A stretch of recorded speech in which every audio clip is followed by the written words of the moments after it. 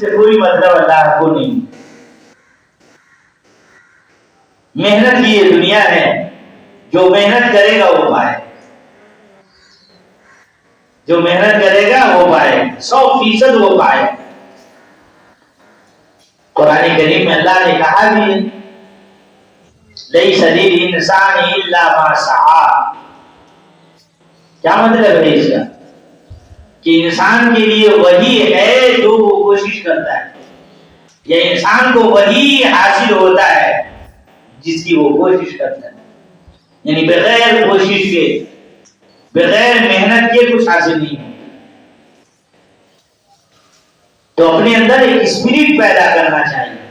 طلبا کو، پڑھنے والے بچے اور بچیوں کو اسپرٹ پیدا کرنا چاہیے کہ ہمیں پڑھنا ہے. ہمارا مقصد جو ہے محنت ہے، محنت. اس لیے کہ محنت کے بغیر کچھ حاصل نہیں ہوگا. اچھی زندگی کا سپنا دیکھنا یا اپنی آخرت کو اچھا بنانے کا سپنا دیکھنا، یہ بغیر محنت کے نہیں ہوتا.